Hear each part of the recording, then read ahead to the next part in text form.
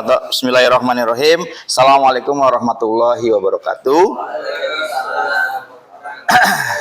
Terima kasih Bapak Ibu Guru semuanya yang sudah hadir, Pak Rahman, Pak Aat, dan para pimpinan serta teman-teman yang saya cintai dan saya banggakan. Ya, kita langsung saja teman-teman.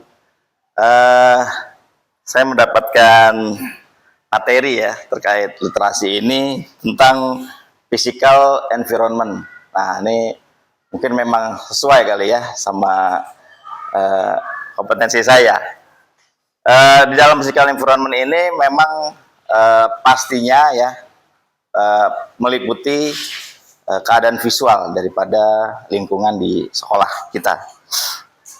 Baik, yang pertama mungkin saya ingin memberi insight bahwa yang setelah saya baca ya di website Leader in Me, kalau paradigma mungkin ya, ini ada 3 dari get start, making progress, and I got this.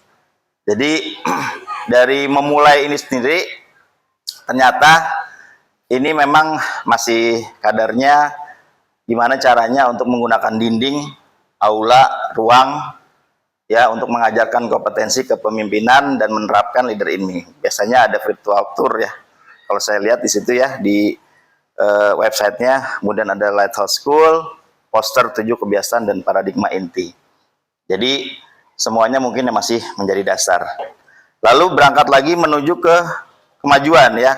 Saya ingin memberikan siswa lebih banyak suara dan pilihan di lingkungan fisik. Jadi terkait kepemimpinan siswa, kreativitas, dan kepemilikan, serta tempat duduk yang fleksibel dan juga tanggung jawab.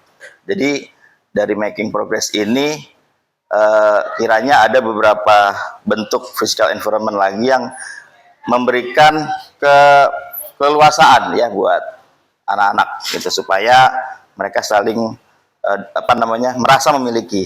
Dan terakhir, ketika sudah melaksanakan kemajuan, lebih bersemangat lagi terlibat dalam pembelajaran berkelanjutan ya, dan refleksi-refleksi seputar apa yang dikomunikasikan terkait lingkungan fisik ya. Kita misalnya lebih ke perspektif visual lagi ya, mungkin mereka memberikan ide kreativitas tentang bagaimana lingkungan fisik ini di sekolah SMP Afisnya Jagakarsa. Kemudian ada keterlibatan keluarga ya, bahkan mungkin ada bentuk-bentuk daripada lingkungan fisik yang mana ketika orang tua datang gitu ya, itu bisa memberikan sumbangan atau berupa sedikit tambahan lah di bentuk fisik tersebut. Misalnya ada kayak poster, kemudian mereka ketika bisa mengisi, atau sesuatu yang bisa diisi oleh para orang tua. Orang tua itu bisa dari dalam ataupun nanti yang PPDB mungkin bisa saja ya. Jadi mereka bisa ikut andil. Kemudian, nah dari sini kenapa sih harus ada physical environment gitu kan? Sementara ada akademik sama leadership gitu. Ternyata physical di culture itu ya, di dalamnya itu ada physical environment. Memang visual itu penting ya buat anak-anak. Yang pertama, mendukung budaya kepemimpinan ya. Ketika siswa melihat nilai-nilai kepemimpinan yang terpajang gitu ya, di display atau diterapkan, mereka lebih mudah menginternalisasi. Jadi dalam kehidupan sehari-hari ya kita sesuaikan gitu ya. Dari SD, SMP, SMA mungkin bentuk visualnya seperti apa. Nah, warna-warna ya, kemudian lebih menarik gitu. Kemudian menciptakan rasa kepemilikan, kebanggaan ya, menumbuhkan tanggung jawab, kepemilikan, banggaan terhadap sekolah mereka, ciri dari seorang pemimpin yang baik. Nah, kadang kita juga berpikir bisa saja gitu ya dari logo Avicenna, mungkin bahkan Avicenna punya maskot gitu ya, bisa saja dimasukkan ke dalam sebuah physical environment. Kemudian meningkatkan motivasi dan suasana positif, visualisasi seperti kutipan motivasi atau area penghargaan ya, celebration board, membantu siswa termotivasi dan sadar akan tujuan mereka, memperkuat nilai dan kebiasaan positif ya, melihat simbol-simbol, kemudian siswa otomatis bisa lebih mengingat ya, menerapkannya, karena setiap hari pastinya eh, landscape kita kan ya, bentuk unit SMP ya hanya letter L saja ya, sisanya ada unit lain, tapi minimal dari lingkungan fisik ini akan teringat oleh mereka. Memperkuat nilai mendukung kolaborasi dan kepemimpinan siswa. Di sini ada kesempatan ya bagi siswa untuk menunjukkan atau melatih keterampilan kepemimpinan secara nyata. Jadi dengan sistem mungkin bisa saja nanti tinggal diatur saja per minggu atau per bulan ya. Nah, tapi ini yang lebih penting nih sebenarnya, asesmennya, karena nanti kita insya Allah katanya semester 2 ya, kalau nggak salah ya. Nah, apa sih yang akan dilihat ya? Nah, ini udah pasti ada tiga hal juga yang mudah-mudahan kita sudah sampai ke we got this ya. Yang pertama ada dibuat terutama oleh siswa, pastinya dibuat oleh siswa dulu, tapi dapat dukungan ya dari staf, keluarga, pengasuh dan sukarelawan. Jadi segala macam bentuk physical environment kita ya boleh-boleh saja gitu, karena ada kolaborasi ya di dalamnya. Menarik secara visual tanpa terlalu menstimulasi atau berantakan. Kemudian merupakan perpaduan tampilan permanen dan sementara. Udah benar sebenarnya ya, di dalam kelas, di luar bentuknya pakai akrilik, kemudian sisanya anak-anak tinggal menambahkan saja. Ya mungkin ini konsep dari yayasan. Tapi balik lagi, kalau misalnya kita mau membuat konsep dari nol, boleh-boleh saja sebenarnya. Misalnya dari Pak Rahman itu ya, kita brainstorming bareng-bareng mau seperti apa sih gitu ya bentuk daripada physical environment kita gitu. Kemudian sampai ke anak-anak ya, memberikan student voice. Mengkomunikasikan kekuatan, minat, latar belakang dan pengalaman siswa ya. Kemudian menggunakan visual yang mendukung pembelajaran dan pengembangan kepemimpinan. Kemudian ada mengkomunikasikan, ada banyak ya, mempertimbangkan, menciptakan ruang positif, sampai terakhir adalah harus selalu disegarkan ya setiap tahun. Jadi memang satu tahun itu ya udah pasti berganti ya physical environment. Kita punya ide apa lagi, dan kolaborasi bersama dengan siswa. Oke, berikutnya, nah ini ya. Ini beberapa contoh kemarin, alhamdulillah Pak Gusti, menginisiasi, terima kasih Pak Gusti, untuk teman-teman culture, untuk berkeliling melihat bentuk-bentuk physical environment kita, apakah ya perlu ada perubahan, perlu ada kreativitas lagi, yang tentunya anak-anak juga masuk dalam idenya gitu ya, karena kan nanti bentuknya tadi ada permanen, ada yang bentuknya diperbarui. Nah ini salah satu contoh di sebelah sini Bapak Ibu. Saya melihat bahwa di area sini sebenarnya kita aksesnya agak sulit. Ketika di sini sudah dipajang, kemudian di sini ada pot tanaman, bagaimana kita akan setiap minggu atau mungkin setiap bulan ya untuk apa namanya menempel stiker-stiker itu gitu. Kayaknya kita juga harus butuh bahwa area di sebelah sini ini harus kita kosongkan gitu. Itu sih ide saya dari bagian culture. Entah gimana nanti bertemu sama pihak apa namanya Sapra ya, untuk ya jadi apa ya, segala sesuatu yang physical environment kita tuh memang aksesnya juga harus enak gitu, mudah.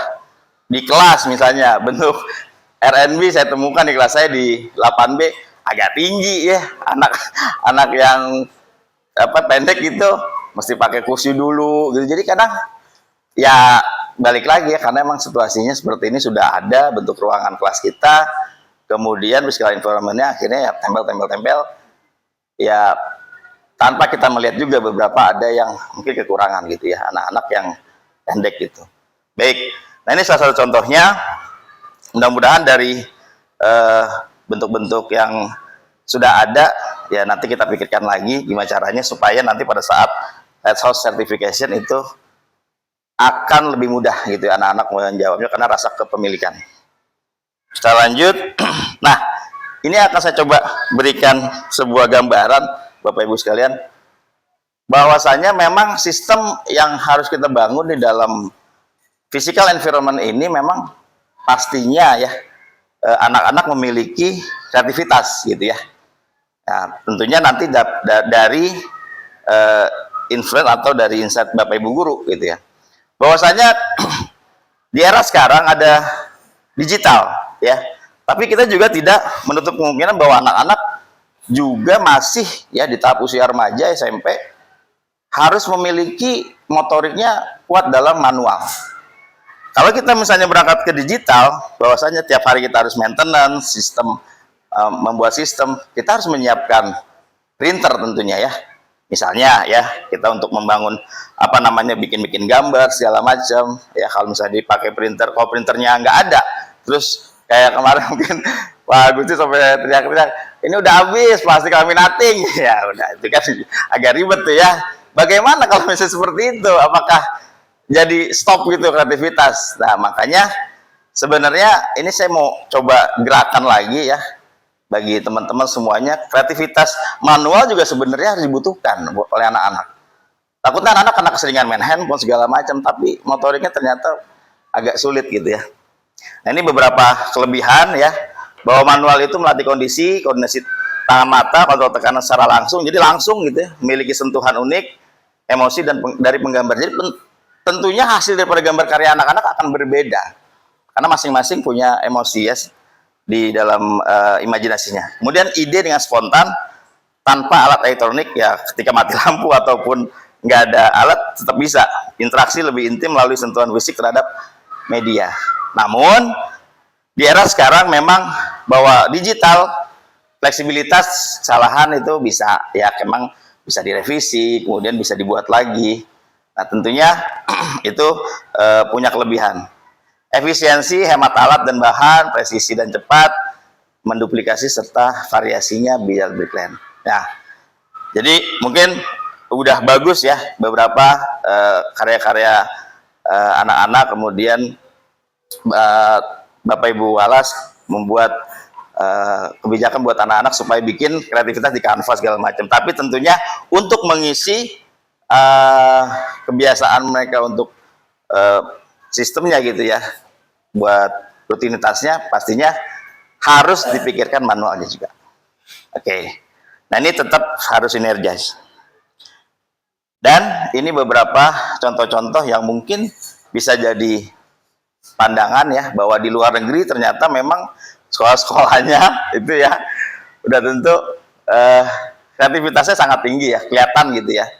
Dari misalnya dari bahasa-bahasa, contoh-contoh 7 habit yang udah dipajang, memang bentuk sekolahnya pun memang dipikirin dari awal Bapak Ibu guru ya. Di awal deh mereka bener-bener ngelihat akses anak ke sini gimana, kemudian anak sampai nggak bisa keluar dia, maksudnya biar jangkauannya kelihatan semuanya. Nah, kita juga harus sebenarnya ke arah situ ya di Indonesia. Kemudian ini ada beberapa contoh yang bisa dibuat sinergis, bisa saja bikin apa namanya karya hitam putih, kemudian anak-anak sama Bapak Ibu guru bisa ikut gabung buat membuat gambar, atau ntar tinggal dipikirkan saja bentuknya seperti apa. Kemudian ada mural ya, mural walaupun sebenarnya hanya sebatas ya hanya lukisan dinding biasa, tapi terkadang juga bisa bikin semangat ya warna-warna itu. Kemudian ini bahkan di toilet sampai dibuat seperti ini mungkin biar ya apa namanya habitnya gitu kelihatan, kemudian anak-anak juga jadi senang gitu ya akan sekolahnya. Kemudian ini ada beberapa kata-kata motivasi, dan juga mungkin ini apa ya, mirror on the wall, there's a leader in the wall, in us all. Oke. Nah, ini beberapa contoh ketika mereka mungkin bercermin aja ya, mereka hanya akhirnya melihat sebuah kata-kata ya motivasi. Kemudian ya sedikit ya dari Jack Ma, creative is something you do, not something you have. Jadi buat apa kita bilang diri kita kreatif tapi kita tidak melakukannya. Itu saja dari saya. Terima kasih. Saya akhiri. Assalamualaikum warahmatullahi wabarakatuh. Yeah.